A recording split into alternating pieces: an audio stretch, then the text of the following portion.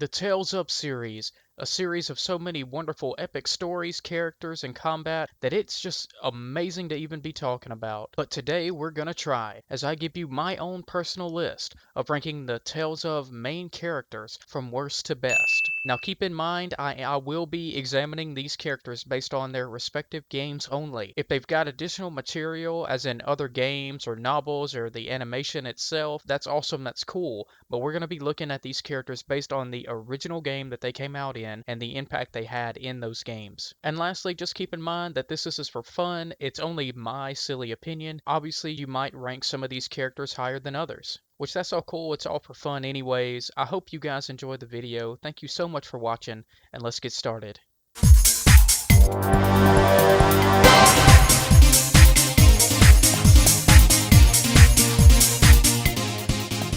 First up on our list is Luger from Tales of Xillia 2. And there's nothing against Luger personally, and the few scenes you see him in the past protecting Ellie and such are really cool, but honestly throughout the game we don't get much more than that. Luger is basically you, the player character. It's your own personal story.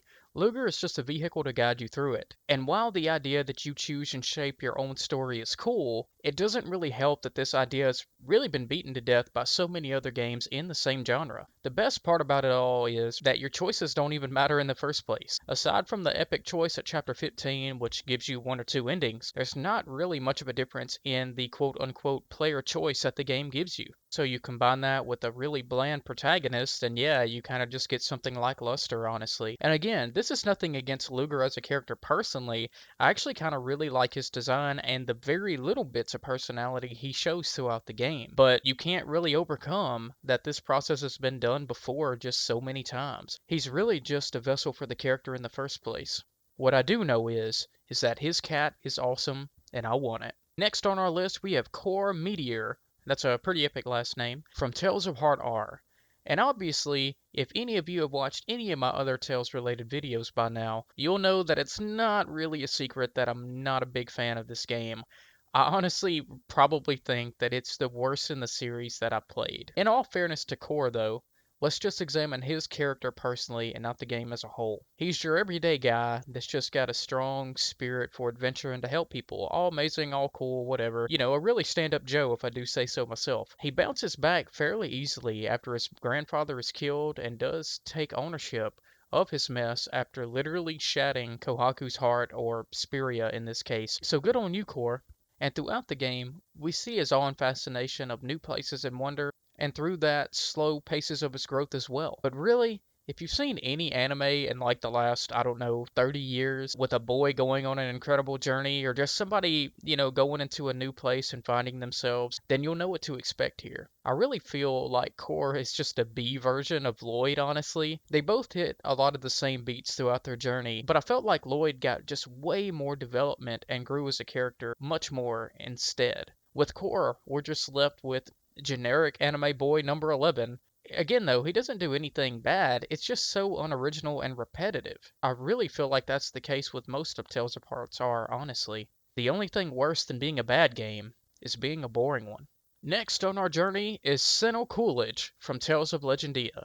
And while I think that Tales of Legendia is probably the most underrated Tales of game, honestly, of all time, that's only looking at the game as a whole. It also features one of the best girls in the series as well, Chloe. Chloe. But when you're just looking at your main character, well, the game does start to look a lot worse. And while I do understand that most of Senna's personality and his often cold, harsh demeanor, it still doesn't excuse him for being an extremely boring character. Being in the military doesn't mean that you have to hate your life and second guess everyone that comes your way, and not everyone's out there to hurt you in Legacy, man.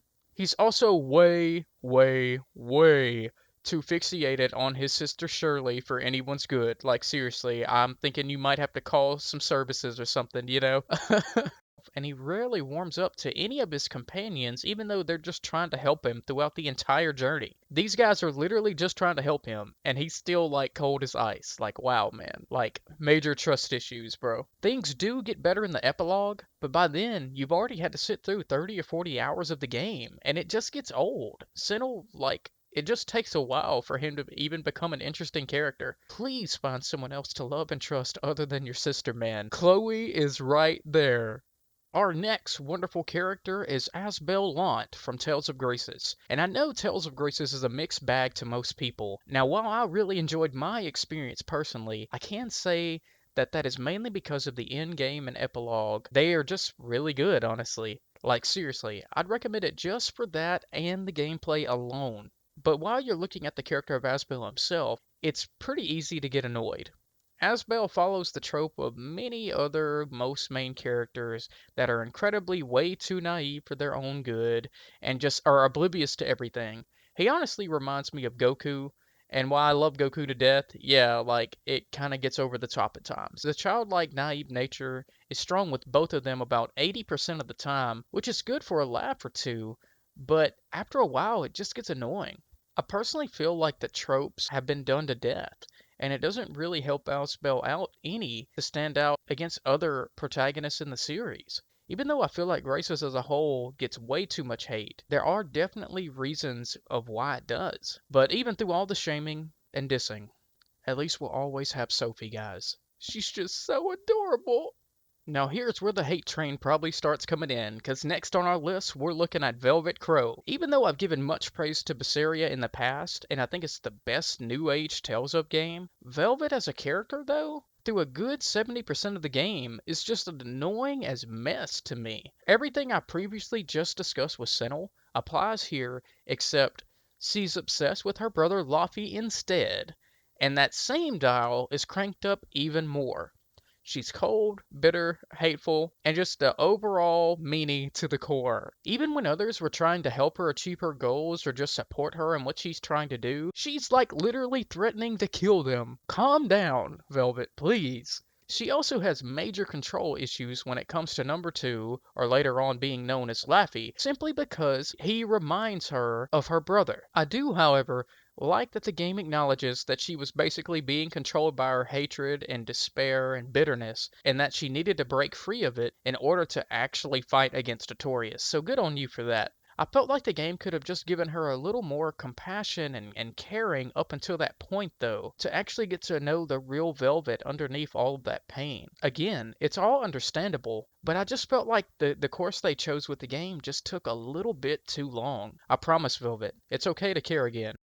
Next stop on our tour, we're looking at Jude, Mathis, and Mila Maxwell from Tales of Xillia. I'm honestly grouping these two together because they're both the main characters of their respective game. While I may not enjoy Xillia as much as others, it does hold a fond place in my heart for being the last game developed by the original Tales team. Although it may not excuse its flaws, I still do look back on it fondly. Jude and Mila on their own, they're fine characters. They're totally cool. I feel like they are both almost just right straight down the middle all through the course of the game, though. Jude is a naturally helpful and caring guy concerning the humans, and Mila is the same concerning the spirits. I do like the duality of the characters and combat reflecting the coexistence of both species, spirit and human coexisting, and the overall narrative pushing towards that. But I feel as if not enough happened with the characters during the journey of the game. There's no major changes or character arcs with them, honestly. There's really no major change to the characters or arcs with them, other than the romance between Jude and Mila, honestly. At the end of the day, they're both still the same Jude and Mila we know and love. And while I do respect that, it doesn't exactly make for a compelling experience either. I will say that Mila and Jude just need to go ahead and get together, though. They need to make it canon, they need to go ahead and make it a thing, and they need to stop teasing us. I refuse to take Xillia 2 as canon. It's just not gonna happen. Now we're looking at our OG, Tales of Symphonia, my personal first Tales of experience, and we're looking at Lloyd Irving. Symphonia to this day is still my number one Tales game. With the wonderful cast of characters, world, and story throughout comes good old Lloyd. There's nothing inherently wrong with Lloyd, and I think the game does a good job with its growth in character, but you can't shape the feeling as if you've seen it all before. Most of what I said about Cora also applies to Lloyd, but just in a better sense. The do-gooder guy who really loves his adventure, yada yada yada. I feel as if Dawn of the New World did a little more with his character, at least with by painting him as a bad guy and such, but since we're only looking at the original game here, there's only so much you can go off of. Through all of his predictable quirks and behavior, he's still a charming and well-meaning guy at the end of the day, and a guy that we all know and love. If he's going to be generic anime character number 7, then by all means he'll be my generic anime character number 7. We love you, Lloyd. Keep doing your thing. Getting down to the last three, baby. Here we go. Next on our list is Luke Fawn Fabry from Tales of the Abyss. And wow, good old Tales of the Abyss, man. A great and fine game in most aspects. It probably has the best and most diverse character arcs in the whole series as well, especially concerning Luke and Tyr. Like, seriously, they are so adorable together. Luke as a character, though, is definitely flawed. He was obviously written that way, being a spoiled, pampered prince for most of his life, so you can obviously see why. Even when he was trying to grow and break his own mold, he was just only being used by people. Luke's story in Abyss is him growing up, from a child into a full-grown man, to find power in his own way and in his own strength, and not for what people chose for him and not from what people want him to do. The transformation of his character is a beautiful, beautiful thing, and probably one of the most well-done arcs in the entire Tales of series. You just have to put up with that journey, though, before you get to the good stuff. Whether you like it or disagree with it or think Luke might be a bit annoying until his character change, it's still worth watching, though, I promise. Tales of the Abyss 2, anyone? I know I'd be down for it. Alright, the final two, baby. And I'll probably get some heat for this one too, but just hear me out. Next, we're looking at Surrey from Tales of Zestiria. And while I know some people may get upset with me putting Surrey so high up on this list, just hear me out. I don't think that Zestiria is all that good of a game, in all honesty. But you know who stands out in spite of all of that?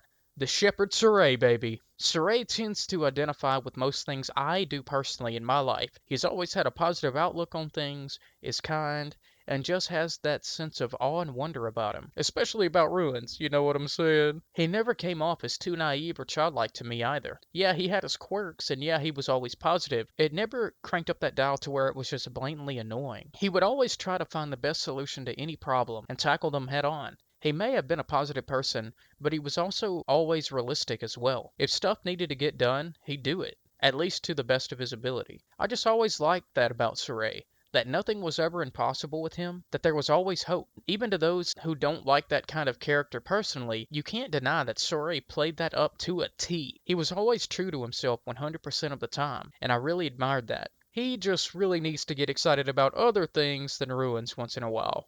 And now, it's no secret, time for the most epic Tales of character ever, being food. No, I'm just messing. No, God, please no. I'm only kidding. Sorry, buddy.